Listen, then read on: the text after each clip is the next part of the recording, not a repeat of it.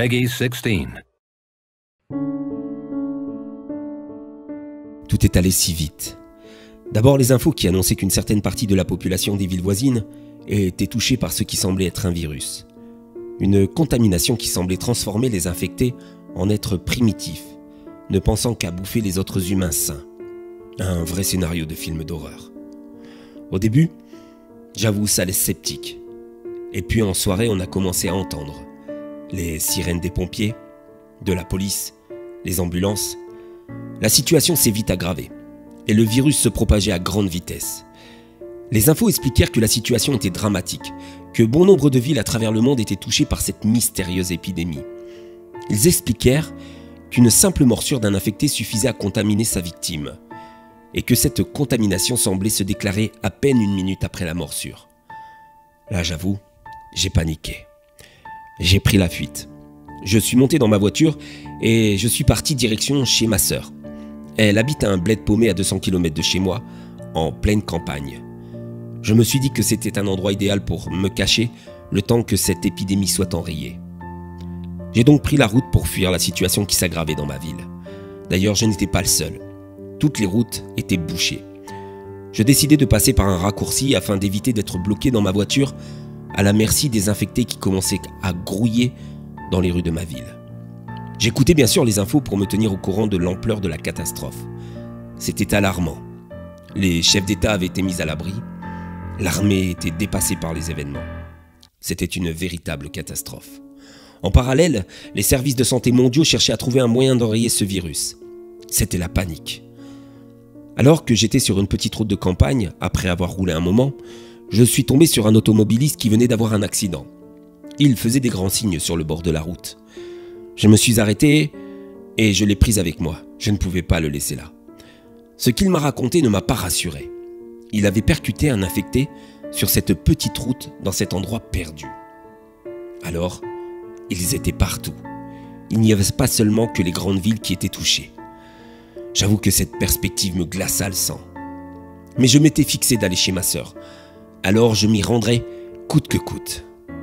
Et puis, on a eu l'accident. Je ne sais pas pourquoi ni comment, mais j'ai repris connaissance et je suis sorti du véhicule. Mon passager, lui, était mort, la tête écrasée dans le pare-brise. Je ne sais pas combien de temps je suis resté inconscient, mais il fallait que je me remette en route. Par chance, je n'étais plus qu'à quelques kilomètres de chez ma sœur. Alors je me suis mis à courir. Je n'en pouvais plus. J'avais faim, j'étais épuisé et surtout j'étais inquiet. J'avais appelé ma sœur avant l'accident, mais elle n'avait pas répondu. Je courais à travers la campagne lorsque je reconnus une ferme. C'était celle de Monsieur Edmond. Je me suis dit que c'était une aubaine, que j'allais pouvoir lui demander de l'aide. Lorsque je suis arrivé, je ne l'ai pas trouvé. J'ai frappé à sa porte, mais rien. Je suis donc rentré pour le chercher. Sa télévision marchait. C'était un flash info. La situation était hors de contrôle. Il semblerait qu'il y avait différents stades de contamination. Certains infectés seraient plus conscients que d'autres. Ils étaient classés en deux catégories.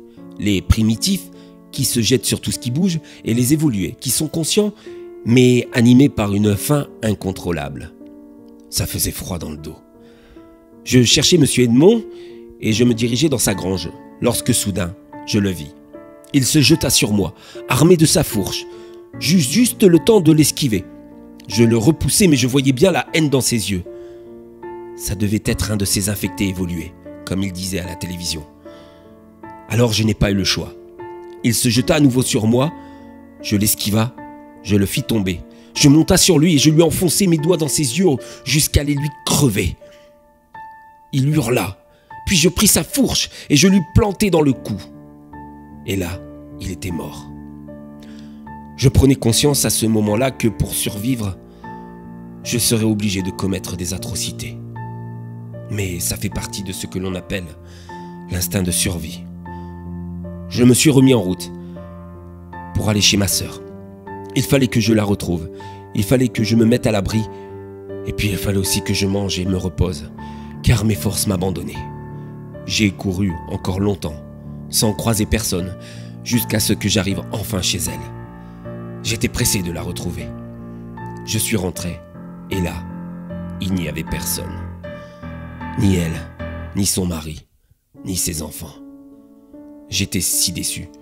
Je fouillais sa grande maison, mais aucune trace d'eux. C'est en arrivant dans son grand couloir que je l'ai vu. Cet infecté, au bout de ce long couloir. Celui qui se tenait là devant moi et me regardait. Je le distinguais mal, dû à la faible luminosité, mais je voyais son visage blafard et ses yeux injectés de sang. J'avançai vers lui, avec la haine de penser qu'il avait peut-être tué et affecté ma sœur et sa petite famille. Et c'est en avançant vers lui que tout m'est revenu. L'autostoppeur, l'accident, sa morsure, et au fond du couloir, du grand couloir chez ma sœur, c'est un miroir. Ce reflet de moi, j'étais un des leurs, un infecté évolué comme ils disent, et je comprenais à présent pourquoi j'avais si faim.